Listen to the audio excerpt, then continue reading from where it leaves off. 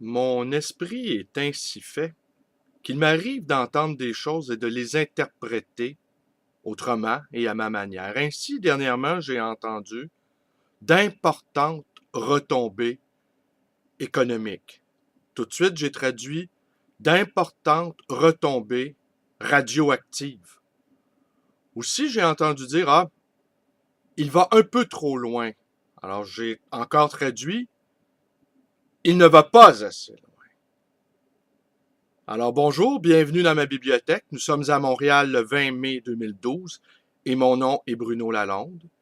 Hier soir, je suis allé me balader et je me suis retrouvé au milieu d'un attroupement mouvant qui scandait toutes sortes de choses intéressantes comme on s'en calisse ou encore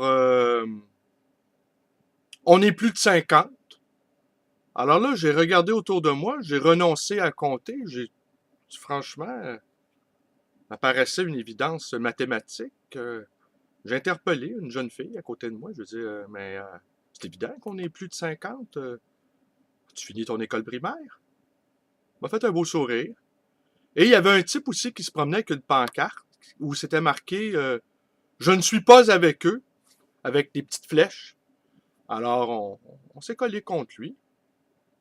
On lui a demandé est-ce qu'on peut être avec toi? Nous aussi, on n'est pas avec eux.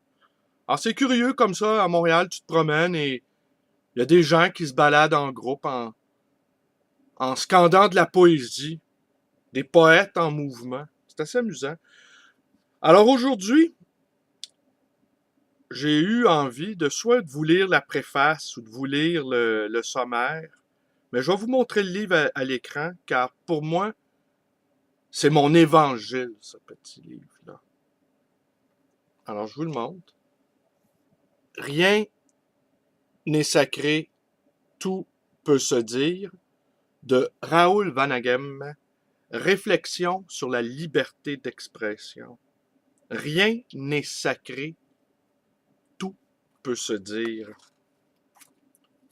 Alors, bon, dans la table, on y trouve une préface de Robert Ménard, que peut-être je vais vous lire des extraits, je vais voir.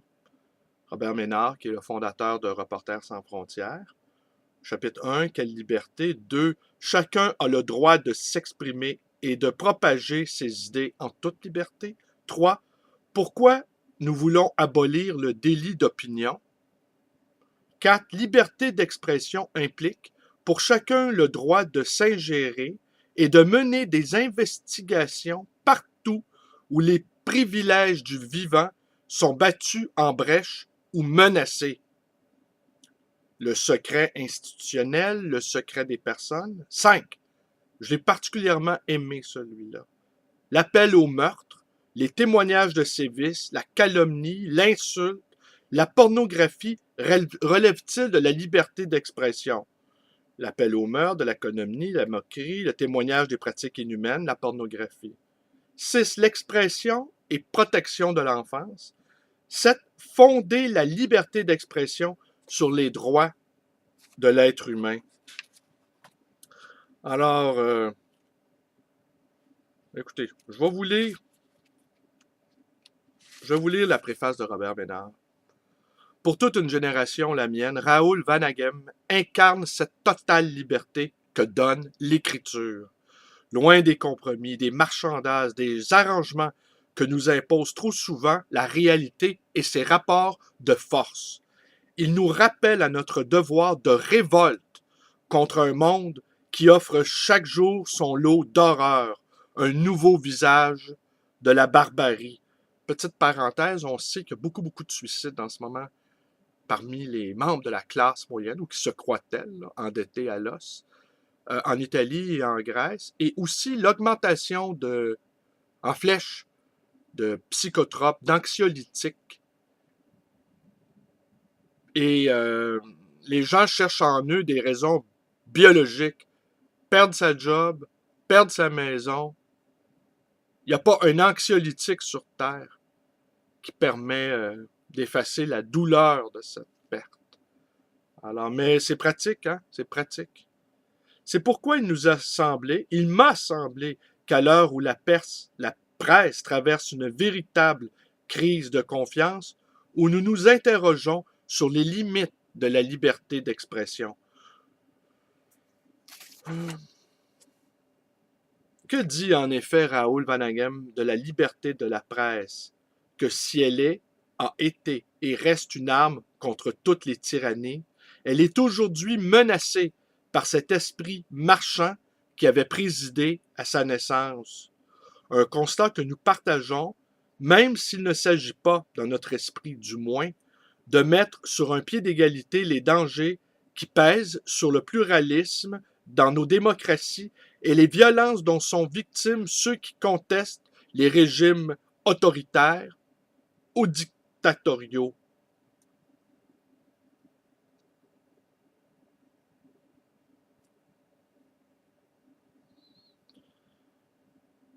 Au nom des bons sentiments ou d'idées généreuses, chacun y va de ses exclusives, de ses condamnations. Propos racistes, xénophobes, antisémites, révisionnistes. La liste est longue de ce qu'il faudrait éradiquer si l'on en croit nos maîtres à penser. Aucune idée n'est irrecevable, même la plus aberrante, même la plus odieuse, répond Vaneigem qui ajoute, citant non sans humour le poète Skutner, le poète belge Skutner, Louis Skutner, né comme lui dans la petite ville belge de Lessine. Il y a des choses avec lesquelles on ne plaisante pas. Pas assez. Ce plaidoyer pour une approche libérale de la liberté d'expression, notre auteur préférerait parler à coup sûr d'une approche libertaire, n'est pas dans l'air du temps. Ne pas cautionner les points de vue les plus contestables, les plus abjects, mais défendre le droit qu'ils puissent s'exprimer sans que leurs auteurs soient passibles des tribunaux ne va pas de soi. Les bonnes âmes ne manquent pas pour nous rappeler qu'on ne peut pas tout dire, tout écrire. Les bien-pensants sont là, bardés de décorations, des trémolos dans la voix. On a noté que la ministre Courchaine n'a plus de trémolo dans la voix. Elle parle dorénavant avec assurance d'une femme forte, d'une femme, enfin.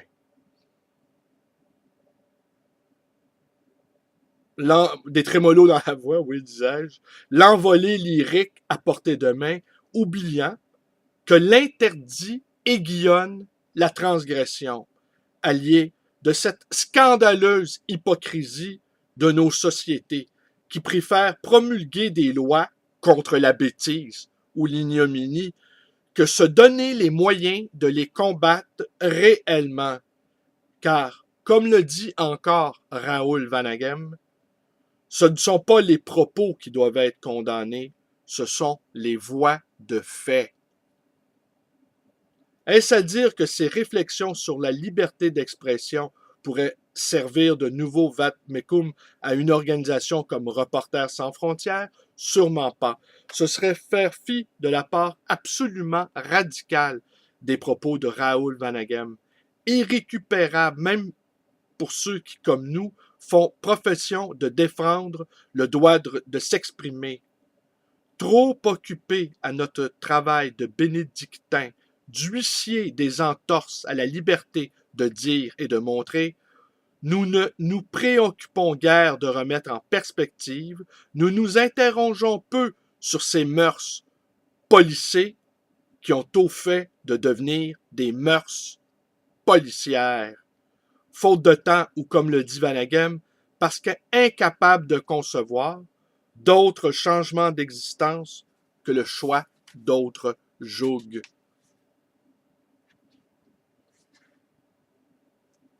Puis, ben voilà. Écoutez, probablement dans les prochains jours, je vais vous lire ce qu'il dit sur le droit d'être totalement stupide, le droit de dire des niaiseries. D'ailleurs, j'ai posté sur mon Facebook une petite vidéo de Mike Ward pour lequel je n'avais pratiquement aucun intérêt. J'ai déjà dit par ailleurs dans lequel mépris je tiens les humoristes. À un moment donné, il faut arrêter de rire. Là. Il y a un moment où il faut arrêter de rire. On peut pas rire comme ça sans fin. Mourir de rire, hein, disons-nous. Ça aussi, j'entends ça. Ah, j'étais mort de rire. Hein. Puis quoi, après ça, quoi, t'es ressuscité dans la banalité de ton quotidien, si c'est ça la résurrection. À quoi bon, hein? Se retrouver tétanisé devant son écran, mourir de rire et ressusciter, tétanisé dans la non-vie. Alors voilà, c'est tout pour aujourd'hui. Alors comme je vous dis, demain, je vais vous lire l'appel au meurtre, les témoignages de sévices, la calomnie, l'insulte. C'est le passage que j'ai préféré. Et c'est assez effrayant de penser que même un cornichon, comme Dieudonné, on l'a arrêté en pleine scène, j'ai cru comprendre. Je suis pas un amateur de Dieudonné. En fait, je vous l'ai déjà dit, je me répète. J'aime pas les humoristes. Pour moi, ce sont des jokers, gangsters, millionnaires. Je les aime pas du tout. Je pense qu'ils contribuent à cette espèce de climat de marasme. Mais qu'on les arrête comme ça, qu'on commence à les arrêter sur scène. Franchement, là, c'est très inquiétant. Alors, mes vidéos vous plaisent, ben écoutez, vous pouvez vous abonner à ma chaîne YouTube, B. Lalonde 100. J'ai mis mon masque aujourd'hui. Hein? J'ai mis ma persona. Mais le masque n'est pas toujours celui auquel on pense. Vous pouvez aussi me téléphoner à ma librairie 514-736-0999. Vous pouvez devenir un militant, à militante Facebook en vous joignant à ma page. Et vous pouvez également me rendre visite à la librairie d'occasion, le Livre Voyageur à Montréal. Merci et bonne journée.